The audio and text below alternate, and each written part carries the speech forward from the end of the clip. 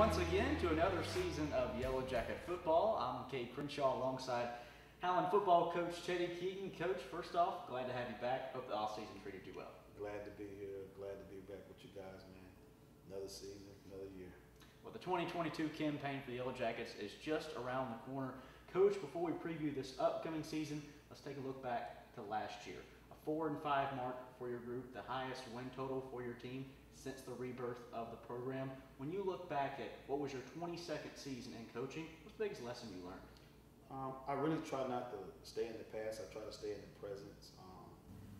We're focusing on this new team this year, the new guys that we have. I don't think anything that we did, any success that we had last year will have any bearings on what we will do this year. I teach my kids to play the next play, and we're playing the next play, and we treat every season like it has a life and history of its own. Coming into this season, you return a bulk of your starters from last year. 10 on the offensive side of the football, 9 from your defense. How exciting is that from a coaching perspective to know you have such a good knowledge of your system returning? Well, that's a great thing. It's a great thing in any aspect, but as I say, every year kids grow, kids decrease, some kids don't buy value.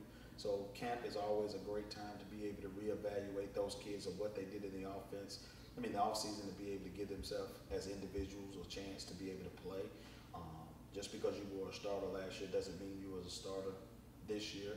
And that's proven in camp this year. We had a lot of guys that came in and competed for spots, and some guys have taken some people's spots. And we're just looking to get better every year. Coming into this season, you're heading into week 1 this Saturday. Go back a year ago. What's the biggest difference in your team now? The biggest difference is maturity. I think the leadership is showing up. I think the want to. I think the effort they've bought into the Allen way. They finally catching on to what the Keaton way is and how we're going to do things here at Allen. I can thank my administration for making a little bit more of an investment into what we're doing. I've been able to add a few new coaches to the staff that's going to add a tremendous amount of value to the defensive side of the ball. I'm excited about those opportunities that we have presented for ourselves. It's an exciting season of Allen football coming up here just a few days away. Coach, when you look at your group and you talk about the new guys a part of your program, you primarily focus this recruiting class still on the high school ranks. Talking about your coaching philosophy about keeping your recruiting class young and youthful, and not necessarily leaning on the transfer portal like we see a lot big trend in college football. Well, I think I got a better chance of developing a kid to establish the relationship with Allen University and knowing that I'm here to play for Allen University, not that I'm here to play just a game. Think about it like this. If you go and get a transfer, if he's transferring from somewhere, he has to be unhappy where he's at. So if you're going to evaluate to get a transfer, you need to have an immediate fix for him so he don't come to your program and be disgruntled as well. So if I don't have an immediate need for that kid, I'm not going to waste his opportunity to come here and not be able to play instantly. So I would rather go with a high school kid that I can develop and get him to where he got to go and he's bought into what we're trying to do here. One of the bright spots for Allen coming up in the 2022 season is the return of now sophomore quarterback David Wright III. You go back last season, Coach, an incredible true freshman campaign. Over 2,500 yards through the air. He had a couple hundred on the ground. What are you expecting from him as a more developed, like you said, more mature player? Well, I think he's at an awesome camp right now. He had an awesome off season. He worked hard. I'm developing more of his leadership skills now.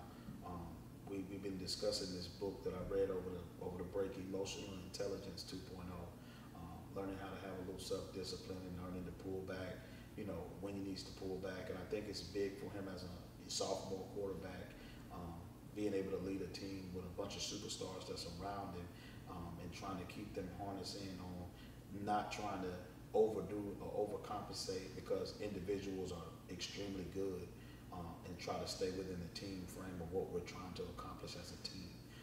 I don't want to take away their individual goals and what they have set out, but I want them to stay within what the organization is trying to accomplish, and I think they all understand that, and every day I remind them of that, and I think David has bought into the philosophy that I am the leader of this team. I think last year he had a lot of success, but wasn't mature enough to be able to lead a program because he was still setting the foundation for himself as an individual.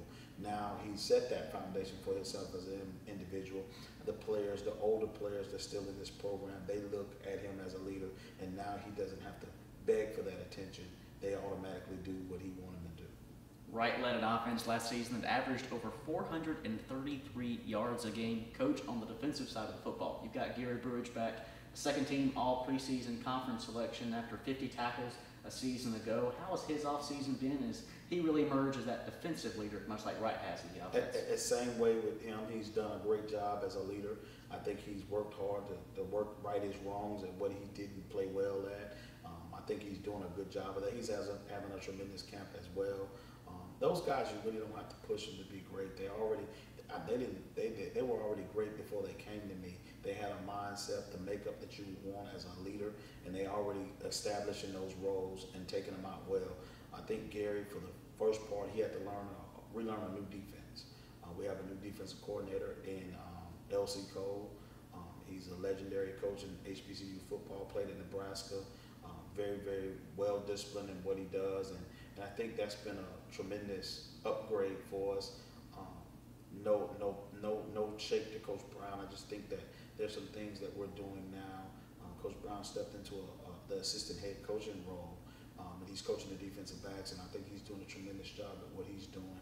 I think we just needed to add a little bit more firepower over there and change up some of the schemes that we were doing.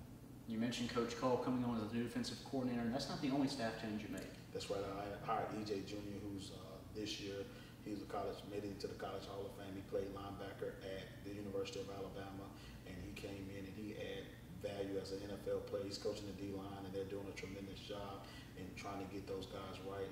Defensively, we had some voids in some areas, not necessarily because of coaching. It's because we have a lot of youth playing over there. Now those guys have matured a little bit, got some weight room time in, got a little bigger, faster, and stronger, and now see the possibilities of what they can accomplish as a group. So, and I think some of them even see some of the possibilities they can accomplish as individuals. And I think that's a great thing for the whole organization itself.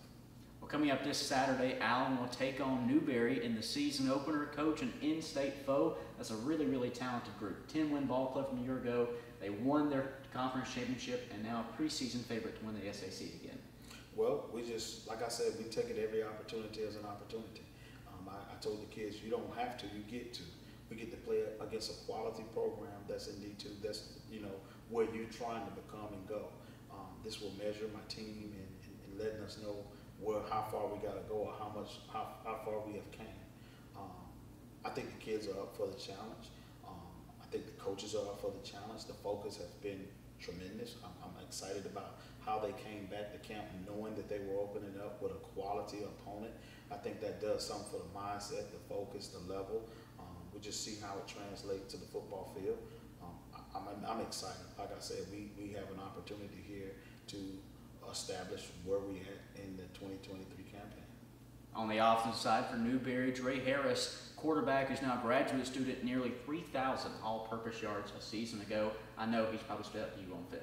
Yes, he stands out. He's a tremendous athlete. Coach Knight has done a really good job with the team, the program, to take it where it's at. I think he spent 20-some years there as an assistant coach and head coach. I think he has his team where it's going. I think it's going to be good for both programs, being that it's only an hour and some change down the road, cuts down on travel, make a little in-state, know us with each other. I think it's a battle for recruitment, the whole nine. We're a D2 program, they're a D2 program. Let's see where we stand and let's go to war. No hard feelings from me. I'm just trying to get my team where he has his at.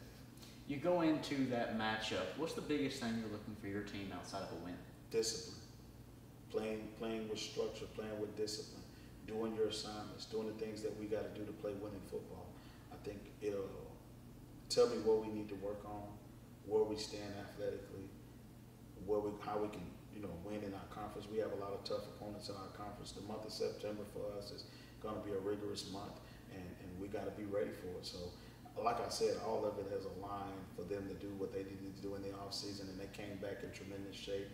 They really open and focused. They're practicing with a certain amount of discipline, and I'm excited about the opportunity that's been presented to us. Heading into week one, how's the injury report on your team as they work through preseason camp? We got a few nicks and bobos, not nothing major, stuff that happens in camp. We kind of pull back on them a little bit and start doing a little bit more mental coaching and lining things up. I think it's important for a player to know what to do, how to do it, and why it's important for him to do it that way. And if he understands how to do his assignment and dominate his box, I think we'll have a perfect opportunity at winning a ball game. I think the score take care of itself. I think last year, sometimes individuals got outside of what the team was doing because they were worried about their individual accomplishments.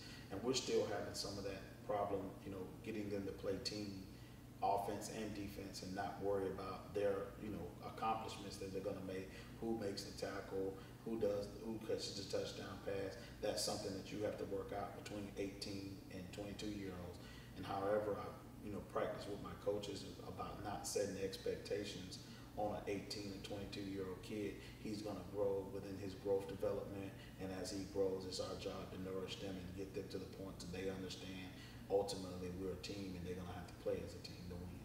You've led this program in its rebirth since 2018, now entering year 5. How has the philosophy, how has the mindset changed for you in terms of your vision for Allen football? Nothing's changed. The vision is still the same, to win. And I think every year we've proven we've gotten better and better. We're sitting here with top players in the country, and I'm excited about that. I'm excited about the administration. Dr. McNeely belief in me, Joshua Cox, our new AD, belief in me, the way the AME Church has stood behind me, and they knew it was going to be a rough path, but I think it's been an exciting path. The way we won some games last year was exciting football. I think we're putting a good product out on the field, and I want to continue to do those things. It's just not going to happen overnight, and I'm not going to let anybody rush my process. My creativity is coming day by day. My coach's creativity is coming day by day, and our players' creativity. And I think the biggest thing is continuity, being able to keep a group of players together every year and grow them into a foundation that will set the tone for Allen University for years to come. The Yellow Jackets are excited to prove some of the doubters wrong. In 2022, it's Allen at Newberry this Saturday in Week 1 of the 2022 season. Coach, thanks so much for joining us. We'll see you all next week. We're right back here for more Yellow Jacket football.